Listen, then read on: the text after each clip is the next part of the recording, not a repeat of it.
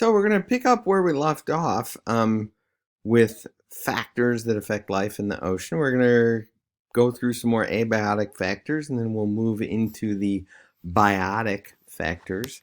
So dissolved gases, I think it should be fairly obvious. Oxygen is very important for everything. Well, I shouldn't say everything. Most life in the ocean relies on oxygen. There are some organisms that do not need it. But most things do, including plants. We think of plants as things that give off oxygen and absorb carbon dioxide. But at night, when the sun is down, they need to use up some of the energy that they stored during the day, and therefore they use up oxygen as well. So they need more. And cold water holds more dissolved gases. We learned that back in a previous chapter. Carbon dioxide, of course, is very important, especially to the photosynthesizers. It builds up in the water when there are a lot of consumers, things like animals that use oxygen and give off carbon dioxide. The pH of the water, this is again the chemistry thing that we talked about a few chapters ago. The average pH of seawater is about 8. When you're below the calcium carbonate compensation depth, it is about 7.6. It's lowered by all that carbon dioxide, but it's relatively stable in the ocean. Remember, the ocean behaves kind of like what they call a buffer solution. And so it's stable, which means that's a stable environment for life. It doesn't change much. Hydrostatic pressure, the deeper you go in the water, the higher the pressure is. Generally speaking, the things that live in the ocean are not too bothered by the pressure, but things that live deep in the ocean, a lot of them cannot come up to the surface because of the change in pressure. And likewise, a lot of things that live near the surface cannot go deep into the ocean. And this explains some of the effects of high pressure that life has to deal with. We did mention light already in terms of transparency, but to get a little more specific, light, of course, is going to be very important to photosynthetic organisms. You can see on this diagram, only in the upper 70 meters or so is there enough light for photosynthesis. Once you get below that, most of the light that's present is blue and green wavelengths, which cannot be used by the green photosynthesizers. And so once you get into those deeper parts of the ocean that are still have some light, it's just not enough for photosynthesis, and we call that the dysphotic zone.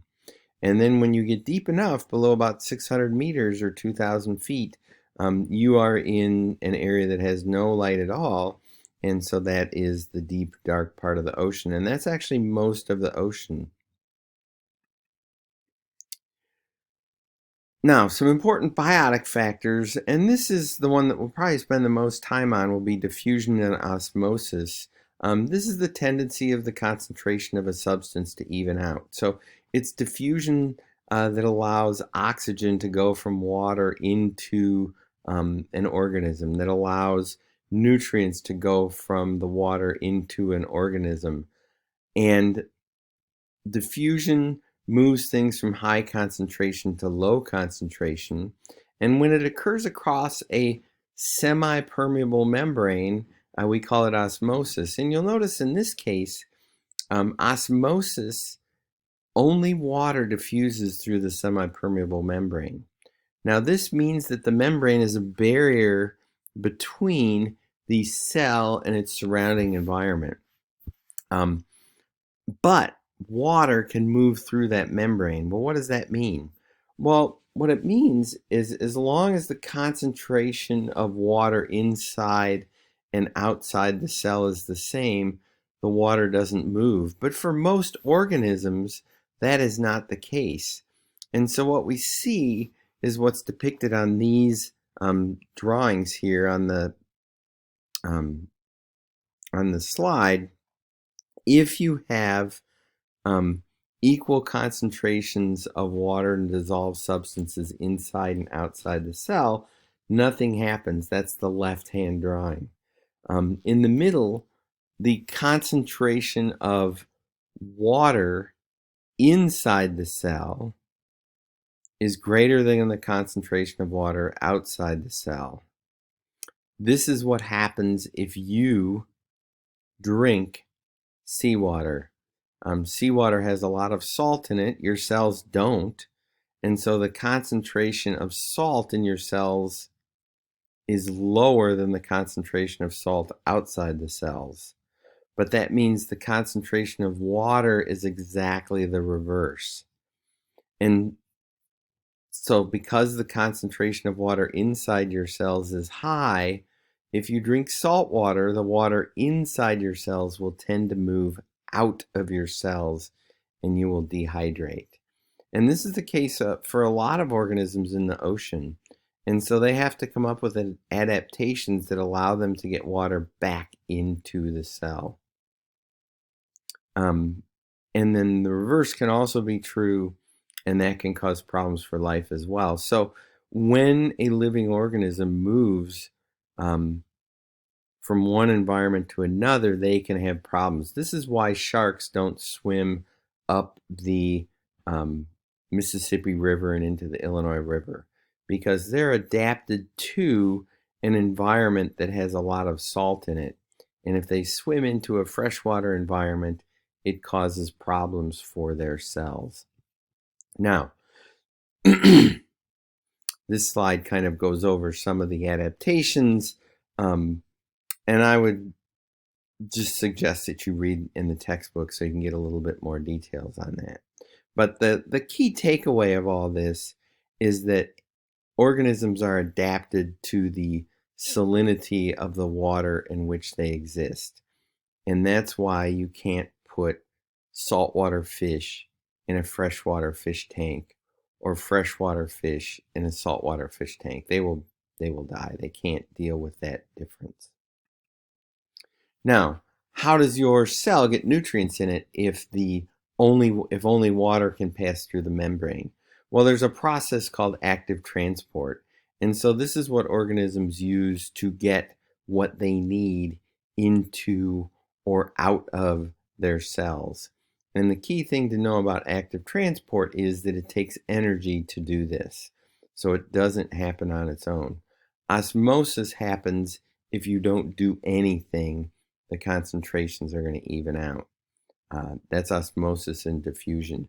Active transport is basically some of the primary work of cells, moving things into and out of the cell across that membrane using energy.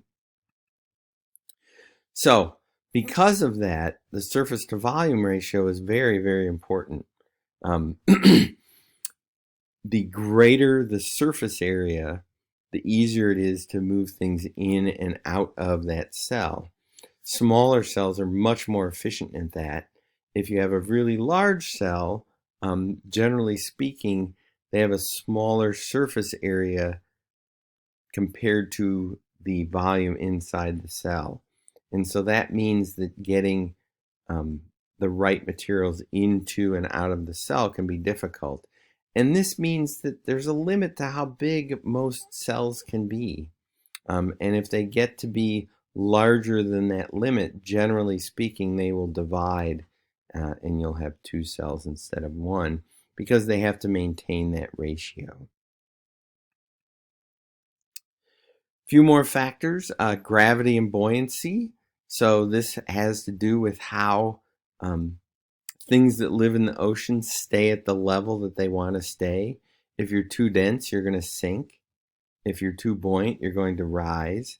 And so there are two options for an organism in the ocean. One is to make sure that the density of the organism is the same as the surrounding seawater. Otherwise, you have to look at those adaptations on the right-hand side. Fish have little gas bladders that help them maintain their buoyancy so they don't sink. It's basically it's also called a swim bladder. A lot of organisms have strong muscles so that they can swim to maintain whatever level they need. Viscosity and movement. This is how some organisms stay at the right level in the ocean. They just increase the drag to stop from sinking. If they have a large surface area to their volume, then they will tend not to sink. And think of a feather. If you drop it, the way it floats through the air, the reason for that is it has a very large surface area that helps prevent it from sinking very quickly. All of these factors are interlinked and they're all influenced by life. So there's actually a feedback between living organisms and the factors that they have to deal with.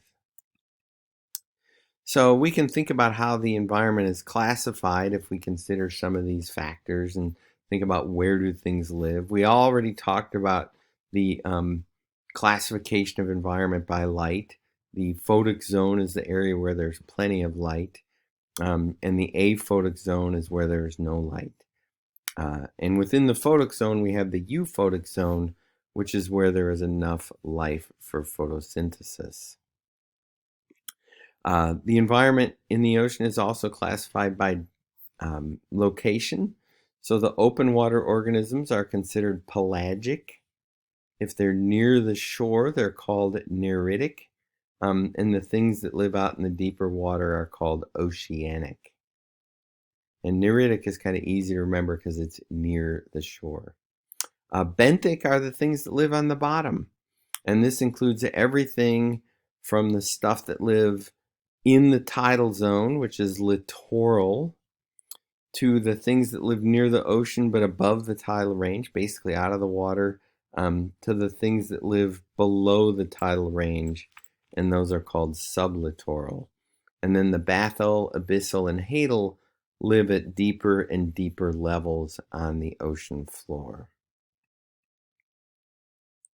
The ocean is organized into communities, and the way that we classify things are an individual living thing is called an organism. All the organisms of a species in an area are a population. All of the populations or all of the organisms in an area of different species together are called a community.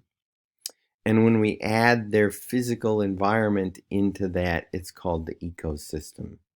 So organism is the simplest, it's just one. Population, all the species of all the members of the same species in an area. Community would be all the populations in an area. And an ecosystem would be the community plus its physical environment.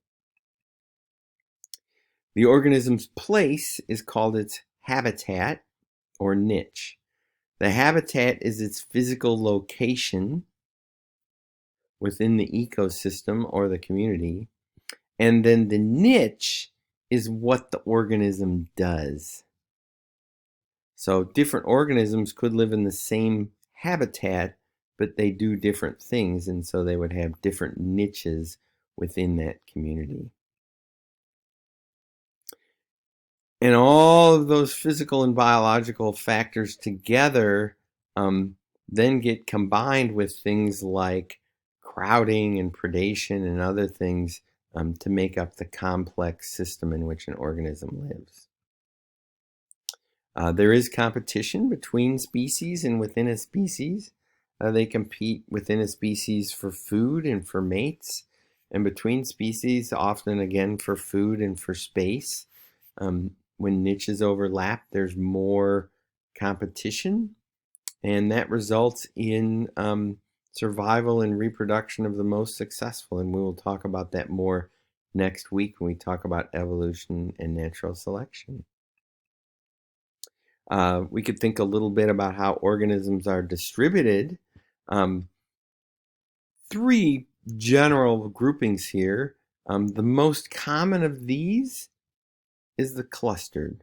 And it's because organisms will tend to cluster around the characteristics of the environment that allow them to thrive. So it could be food, it could be light, it could be some other characteristic. But we do find organisms tend to cluster. And the rest of the slides you